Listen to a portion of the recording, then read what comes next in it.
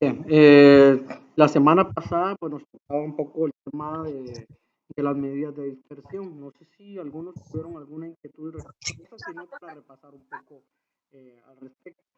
En el caso del laboratorio dirigido, indicaba ahí que teníamos 8 personas, que nos dieron los datos de las 8 personas. No importa si están ordenadas o están desordenadas, acá no nos interesa esto.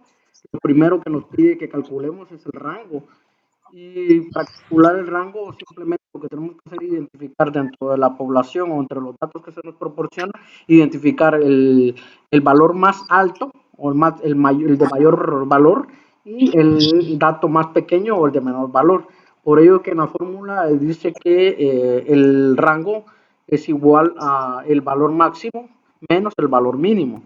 Y entonces el valor máximo en este ejercicio era 42, al cual se le restaba 18. Por eso es que el dato, el resultado del rango era 24 años. Y el rango significa la distancia que se lleva entre un dato y otro, entre los datos extremos de la población que se está estudiando. En el caso de la media aritmética, quizás aquí donde hubo un poco más la confusión, era una media de desviaciones individuales respecto a la media aritmética. Para poder calcularlo, tenemos la fórmula de la desviación media que dice que d media es igual al dato 1 menos la media aritmética más el dato 2 menos la media aritmética más todo y cada uno de los datos menos la media aritmética que corresponde dividido n. Como hace alusión a la media aritmética, es necesario poder calcular la media aritmética primero. Entonces, para recordar un poquito, la media aritmética era igual a la sumatoria de todos los datos, en este caso la sumatoria de cada uno de los datos, 20 más 18 más 32 más 19 más 22 más 18 más 36 más 42, y el resultado se divide entre 8 porque son los 8 datos que tenemos. Este resultado lo tenemos, lo estoy iluminando. 207, que es la sumatoria, dividido 8, por lo tanto la media aritmética era 25,88. En el caso del cálculo de la desviación media, aquí fue donde yo considero que hubo más duda, y para calcular simplemente teníamos que agarrar uno de los datos y restar la media aritmética, pero siguiendo un patrón. En este caso, voy a silenciar a algunos. Si necesitan hablar, pueden quitarle por efecto de que se escuche el sonido. Listo. En el caso de que necesiten, pueden indicarme o pueden levantar el silenciador que acabo de colocar.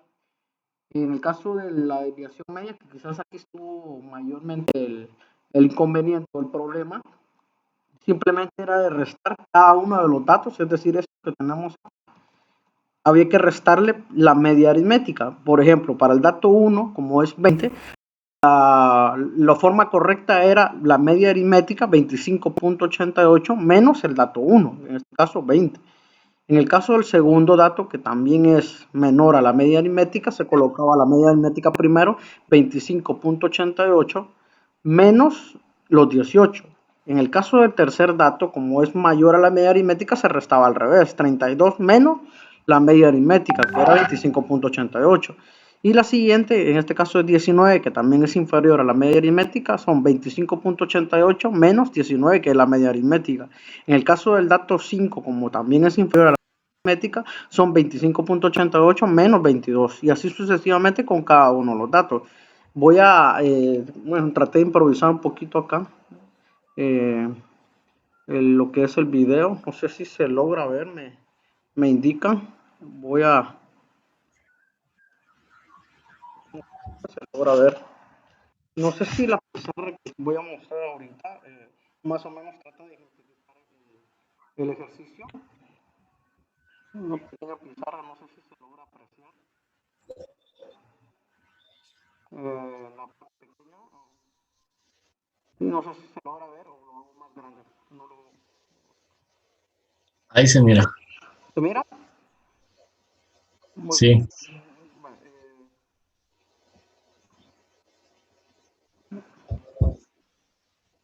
Bueno, la idea, aquí están los datos. Tenemos aquí el cálculo del rango. Y en el caso de esta parte, bueno, aquí está el rango, en la parte de acá tenemos calculado el rango. No sé si le logro. Primero se calcula el rango y a la parte, bueno, no sé si sale a su izquierda o a su derecha, pero en un lado tengo el rango y en el otro lado tengo el cálculo de la media. Yo creo que es algo que no requiere mayor explicación.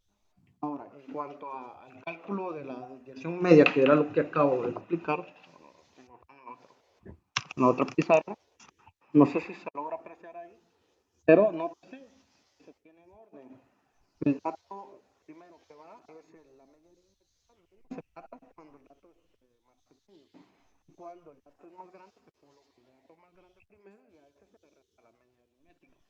Así está cada uno de los datos, por ejemplo, el primero es 25.88 menos 15, y luego el siguiente sería 25.88 menos 18 más. Y en el siguiente, que era 32, 32 menos 25.18, y así cada uno de los datos. Siempre el valor mayor va primero y se le resta el dato menor. Si la media aritmética es mayor, irá primero. Y si el valor es mayor, que irá primero antes de la media aritmética. No sé si me debe explicar allí. Mira la al principio. Y siempre va el dato más grande primero y se le resta el dato menor. Si en el caso el dato fuera mayor, pues va primero y luego se le resta la media aritmética. Y en el caso que fuese la media aritmética mayor, la media aritmética irá primero y luego se le resta el se les está proporcionando. Esa era bueno, la resolución de la media, la desviación media.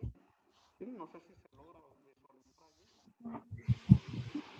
Sí, esa sería la parte de la resolución. Luego, lo único que va a cambiar, como estamos regreso aquí al Excel, una vez teniendo esta parte, simplemente tendría una desviación media de 809, que era el resultado del ejercicio que habíamos realizado, y luego nos tocaba el cálculo de la varianza. El cálculo de la varianza es exactamente igual que la desviación media, solo que antes de proceder a hacer la división, se eleva al cuadrado cada uno de los datos. Entonces teníamos acá las fórmulas y nótese que si comparamos la fórmula de la desviación media y le comparamos la fórmula de la varianza, nótese que es exactamente igual, lo único que cada uno de los datos se eleva al cuadrado antes de hacer la división dentro de los datos. No sé si lo logran apreciar ahí, es exactamente la misma fórmula, solo que cada dato se eleva al cuadrado, por cuanto la respuesta que ya tenemos de la desviación media, después de haber restado la media aritmética menos el dato, ese resultado simplemente lo elevamos al cuadrado para tener la parte superior de la fórmula en cuanto a la varianza. Entonces, nótese que lo que le voy a ir colocando de un color acá. Estos datos que tengo de la desviación media, estos que voy a colocar en un color en este momento, un color amarillo, estos mismos datos nos van a servir para cálculo de la varianza. Nótese que lo que tengo en color amarillo es esto mismo que tengo acá, que estoy tratando de iluminar en otro color. En este caso, vamos a poner otro color. Este es el color celeste. Nótese entonces que para el cálculo de la varianza, tomé prácticamente los resultados de la desviación media y esos datos procedí a elevarlos al cuadrado. De 588 lo elevo al cuadrado, me da 34.5156 y así cada uno de los datos los voy elevando al cuadrado antes de proceder a hacer la suma. Luego simplemente sumé todos esos resultados, estos de acá, y me dio 620.88 dividido n, que son, y nos dio lo que es la varianza, que era 77.61. Y en el caso de la desviación estándar, que es lo que nos viene a interesar más, simplemente se le saca la raíz cuadrada a 77.61, que es el resultado de la varianza. Y eso nos dio 8.81. No sé si en el video que dejé se escuchaba bien, pero trataba de explicarlo a través de esta pequeña gráfica que está en Excel. Traté de aquí ejemplificar primero que tenemos los datos en esta de dos en dos, las edades. ¿Sí? Acá está, en este eje tenemos 2, 4, 6, 8, 10, 12, ahí nos vamos de 2 en 2. Y este eje está representando las edades. Y en el otro eje tenemos representados los datos o los casos que presenta el ejercicio. En este caso, cada uno de los 8 datos.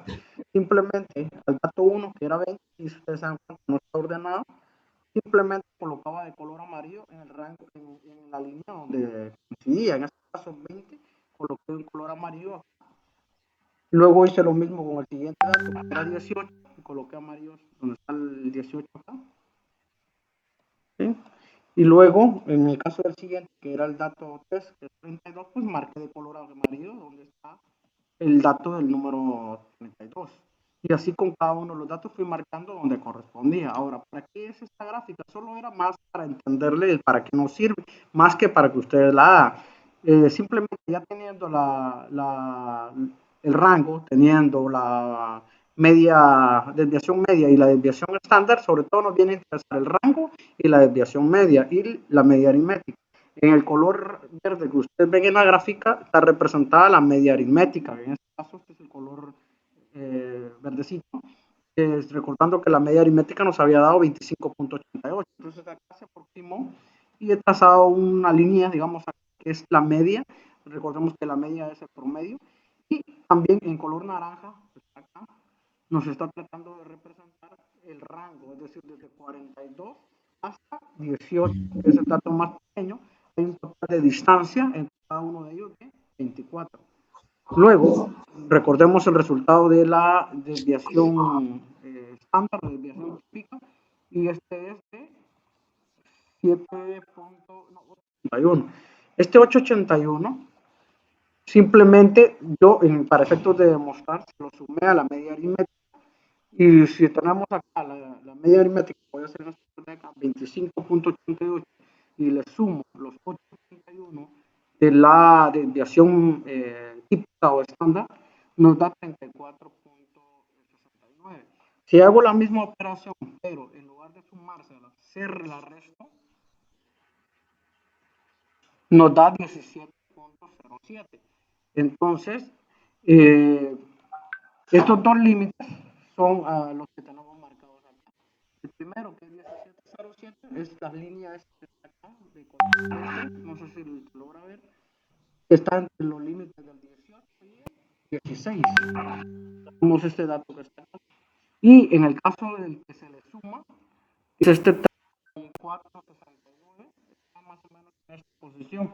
¿Para qué nos sirve el dato de la desviación típica respecto a la media aritmética? Simplemente para analizar una población como de 8 personas, en donde nos indica que desde la media aritmética, que está en color verde, hacia arriba y hacia abajo hay una desviación típica o estándar de 8.31, y donde, como ustedes pueden apreciar, si pudiéramos encerrar esta parte de los otros datos que se nos proporcionan, tenemos esta cantidad de elementos que se considera que están dentro de una distribución normal.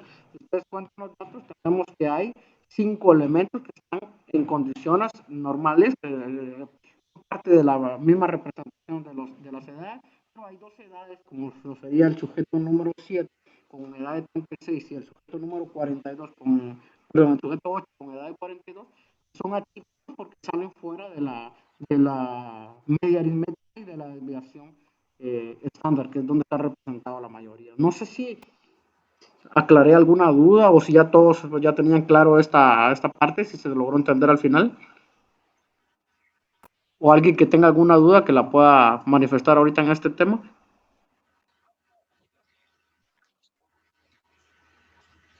Los mismos datos, ¿me escucha, Alec? Sí, sí, le escucho. Adelante. Los mismos datos que nos tienen que salir, digamos, haciéndolo manual, nos tienen que salir así con el programa de SPSS. No va a salir igual porque SPSS está usando también otra fórmula, también es más preciso. Les va a haber una variación respecto a lo que les va a salir allá. No debería ser mucho, como les indiqué a alguien que me preguntó por ahí. Si mal no recuerdo, no debería variar más de medio punto. Punto 5 creo que debería ser la diferencia, pero no va a salir igual. Igual yo ya lo hice varias veces y no sale igual. Creo que hay una variación de punto 5 más o menos. Sí, porque en el laboratorio 8, el que nos dejó, A mí no me sale igual que lo que me sale en el El programa. man- Ajá, exactamente, no da lo mismo. En eso sí no se van a preocupar de comparar de que les salga exactamente lo mismo. Va a haber siempre una variación. Ah, ok, Lick, gracias.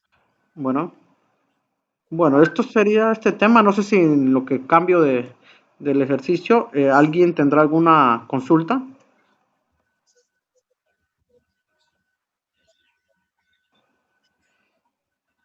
Si no es así, yo voy a explicar algo que nos va a servir el día de hoy para el tema de la encuesta. Les he mandado al grupo lo que era las correcciones, ¿no? Las correcciones del cuestionario en línea que ustedes enviaron con la intención de que este cuestionario lo puedan mejorar. Yo le di lectura, me parece que está bastante bien.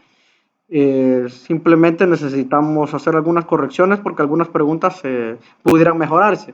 Para poder aplicar ya el cuestionario derivado del problema que tenemos ahorita, que no podemos salir, pues el cuestionario tendrá que ser pasado por medios digitales, colgarlo en algún Facebook, pasárselo a sus conocidos a través de WhatsApp o a través de otras plataformas en donde la gente nos pueda hacer llegar esta información a otras personas y que se pueda contestar. Para ello, pues necesitamos hacer cálculo de la muestra y necesitamos, aunque no es tema de mi curso directamente, necesito platicar un poquito de ello y mostrarle unas cositas respecto a la fórmula. En este caso, voy a mostrar ahorita el archivo, unos archivos que ya he colocado en la plataforma. En el caso sería, este sería el primero.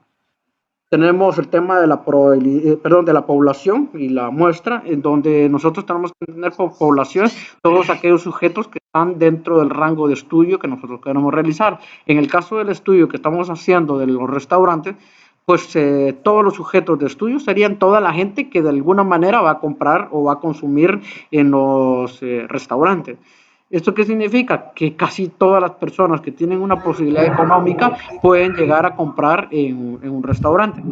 Para ello necesitamos distinguir dos cosas. Primero, la población es toda aquella persona que puede, en este caso, acceder al consumo de un restaurante, y la muestra, que es una porción de la gente que se puede cuando nosotros, la población se considera que es demasiado grande y no podemos encuestarlos a todos. Esta muestra tiene que ser representativa, tiene que ser homogénea y que el resultado que nos puedan dar una parte de ella nos dar como resultado la opinión general de toda la población.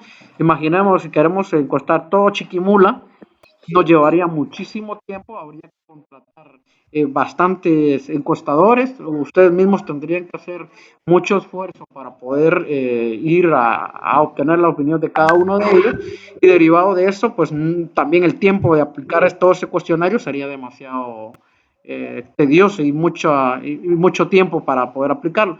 Para ello, pues necesitamos sacar una parte de esa población y necesitamos entonces poder aplicar una fórmula de muestreo.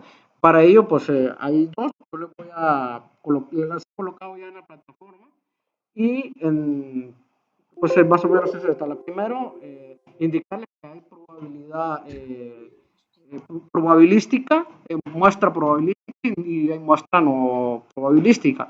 La parte de la muestra no probabilística es aquella que a criterio del investigador, a juicio de nosotros la aplicamos a una cantidad de gente que consideremos oportuno. Esta no la vamos a usar porque no es tan técnica y solo se sirve cuando nosotros tenemos a un grupo controlado de personas y sabemos que la gente que le vamos a encuestar realmente nos va a dar una información relacionado al estudio. En este caso, el muestreo no probabilístico es más a juicio del investigador y este no lo vamos a utilizar. La que nosotros vamos a utilizar es el muestreo probabilístico. Para ello, pues necesitamos determinar a través de una fórmula cuánto es esa cantidad. Hay dos. El muestreo cuando son datos finitos, conocidos, y cuando la muestra es infinita. No sé si se entiende ahí. El muestreo finito es aquel cuando la población que nosotros queremos investigar la conocemos, y el muestreo infinito se aplica cuando la población nosotros no la conocemos. Si nosotros conocemos el dato de los consumidores, por ejemplo, de Chiquimula, y sabemos cuánta gente hay en Chiquimula y que pudiera ser consumidor, entonces se dice que vamos a aplicar un muestreo finito, porque conocemos a la cantidad de gente que le vamos a encuestar. Ahora bien, si nosotros queremos determinar el consumo de bebidas gaseosas en todo el territorio nacional, desconocemos, aunque podemos conocer cuánta gente hay en el país, a través de las estadísticas que nos brinda el Instituto Nacional de Estadística, no pudiéramos saber con exactitud cuánta gente realmente consume gaseosa o bebidas alcohólicas, según sea el estudio que se está realizando. Entonces, si se conoce el dato de cuánta gente se va a encostar, va a ser un muestreo finito. Y cuando no se conoce cuánto es el tamaño de la población, se va a hacer un muestreo infinito. Entonces voy con el primero. Aquí en el Excel que estoy mostrando, eso ya está disponible en la plataforma y tenemos el muestreo finito, que sería este que estoy mostrando acá, la fórmula que está acá, sería la que vamos a aplicar. En este caso el Excel ya lo tengo ya configurado para que nos pueda brindar el dato. Tenemos acá la simbología, en donde Z es el nivel de confianza, eso se hace en base a una tabla de confianza que adjunto aquí a la par del mismo documento. P, que es la probabilidad de ocurrencia, Q, que es la probabilidad de no ocurrencia, N, que es el tamaño del universo, porque en este caso yo conozco cuánta gente es la que quiero encuestar, E, que es el margen de error, y N, N minúsculo, que es el tamaño de la muestra que quiero tener. En este caso hay de hacer algunas aclaraciones. En el caso de Z, siempre lo vamos a tener en este caso en forma de una tabla. Algunos libros de estadística ya nos dan toda la tabla. En este caso hemos copiado acá los datos de Z que más se utilizan, que son el nivel de confianza que yo quiero transmitir en mi instrumento. Entre más alta es el nivel de confianza, mayor confianza deberá transmitir a los consumidores, a los que van a leer el resultado, y cuanto mayor sea el nivel de confianza, mayor es el número de encuestas que vamos a tener que realizar. En el caso de PQ, voy hablando de un poco de las probabilidades. Nosotros vamos a ver a más a detalle al final del curso, pero en este caso, en algunos ejercicios, puedas que les den ya el nivel de probabilidad. Si ya conocemos el nivel de probabilidad, es probable de que se haya hecho en estudios anteriores y ya se sabe con certeza el nivel de que la probabilidad, la gente nos dé información bastante exacta.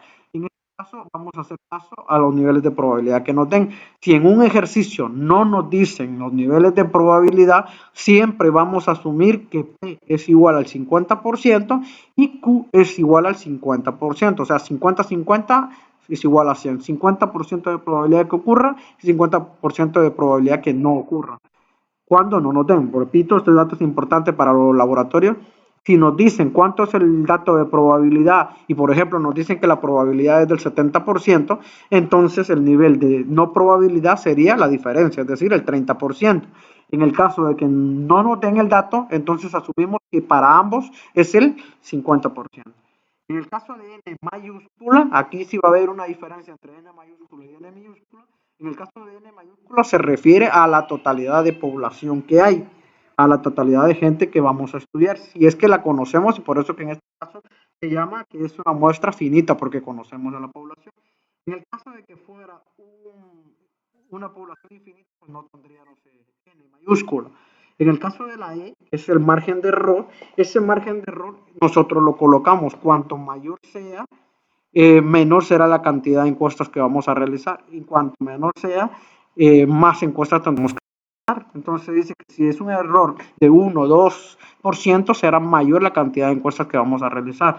Se recomienda para los estudios que sean de un 5%. No obstante, en la mayoría de las investigaciones puede que aparezca el 5% de error, y en otros casos será el investigador que defina cuánto de error quiere colocar. Igualmente, en el nivel de confianza, será el investigador que defina. En la mayoría de los ejemplos que ustedes puedan ver en los libros van a aparecer un nivel de confianza del 95%. Puede ser que en algunas otras ocasiones ocupemos otro valor diferente. Y N va a ser lo que vamos a buscar, el tamaño de la muestra. En este caso, por ejemplo, voy a borrar estos datos que están acá. Hay un ejercicio en el laboratorio dirigido que yo colgué ya en la plataforma, el dirigido número 8, y ahí ya nos dan dos ejercicios. Ahorita lo estoy abriendo. No sé si alguno ya lo puedo bajar, pero el ejercicio de laboratorio dirigido dice que se desea conocer una muestra O sea, hay que obtener una muestra de consumidores y lo único que se sabe es que la población, ¿sí? La población de, de las empresas que se quieren encuestar es de 12.788, 12.788. Esos son el número de las empresas que que se tienen para encuestar, pero que la empresa no puede estar encuestando a las 12.788 personas. Entonces, luego dice que se va a utilizar un nivel de confianza del 95%. Si miramos la tabla del 95% de confianza, es igual a 1.96 en el alfa, en Z de alfa. Entonces colocamos en Z 1.96. Luego no nos dice nada acerca de la probabilidad y habíamos dicho que cuando no nos dice, entonces es 50-50. Y nos dice que el error esperado es del 5%. Cuando hacemos esto, ya automáticamente la fórmula está configurada y nos dice que la muestra de esos 12.788 empresas que se pudieran encuestar, solamente vamos a encuestar a 373 aproximadas. Ese sería el número de encuestas que tendríamos que realizar. En este caso, eso es algo lo que nosotros tenemos que hacer en el ejercicio que estamos haciendo del estudio de mercado. Y en el caso de que fuera una muestra infinita, está la otra pestaña, voy a borrar también los datos, nos indica en el laboratorio, dirigido número 8, que una empresa de distribución de gaseosas quiere hacer una encuesta para conocer opinión de consumo de una bebida. Para ello, pues lo único que ellos tienen es que no se conoce a la población, por eso es que no sabemos no la desconocemos cuánta gente consume bebidas gaseosas, y lo único que se sabe es que queremos utilizar un nivel de confianza del 8%, del 98%, es decir, 2 puntos acá, 98%, vamos a ver, 2.33, entonces Z va a ser 2.33. No nos dice nada de la probabilidad, por cuanto asumimos que es 50-50. Y nos dice además que el error que se está considerando es del 4%. Al hacer esto nos da que, como no se sabe cuánta gente consume esta bebida gaseosa, pues la cantidad de gente que hay que buscar que consuma este tipo de bebida gaseosa sería 848 personas. Y esto sería la totalidad de encuestas que hay que realizar a los consumidores. No sé si aquí en este ejercicio yo no lo veo complejo, la fórmula ya está, ya solo hay de ingresar los valores. No sé si habrá alguna duda.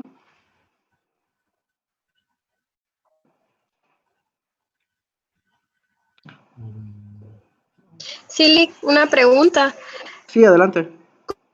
con respecto a lo de la E, que es el error de estimación máximo aceptado. ¿Eso de dónde lo sacamos? El error en los ejercicios que yo les proporcioné ya indica cuál es el margen de error. En la vida real es el investigador a juicio de él que lo pone. Normalmente en todas las investigaciones, casi en todas y en los ejercicios que ustedes van a encontrar en los libros, siempre recomiendan que sea de un máximo del 5%. No obstante, a criterio del investigador puede ser más o puede ser menos. ¿Cuál es el efecto que provocan en la cantidad? Observemos este ejemplo. Si yo le pongo un 4%, nótese que la cantidad, entre menor sea el error, mayor va a ser la cantidad, correcto, mayor va a ser la cantidad de encuesta que nos va a dar. Entonces, imaginémonos que sea el 1%, imaginémonos, el 1% serían 5.485 personas que habría que encuestar. Por cuanto menor sea el error, mayor será la cantidad de encuestas que tengamos que realizar. Lo que se recomienda es que sea del 5%. Y en el caso de Z, también es el investigador que lo pone. La mayoría de autores recomienda que sea Z del 5%, acá en la teoría, perdón, del 95% en la mayoría de los casos. No obstante, según la idea que quiera transmitir el investigador de confianza en su instrumento, podrá ser mayor. Si yo subo, por ejemplo, ahorita lo tenemos en 1.96, pero si yo lo quiero subir por ejemplo, a 98, sería 233. Cuando yo pongo 233 y subí el nivel de confianza, que la cantidad también me va a ser mayor. Entonces, tenemos dos cosas. Entre mayor sea el nivel de Z, más encuestas voy a hacer. Entre menor sea la tasa de error, también más encuestas van a hacer. Ese sería el efecto de Z y del margen de error. No sé si surge alguna otra duda. Funcionan igual, la única diferencia es que en uno se conoce la población y en el otro no se conoce la población.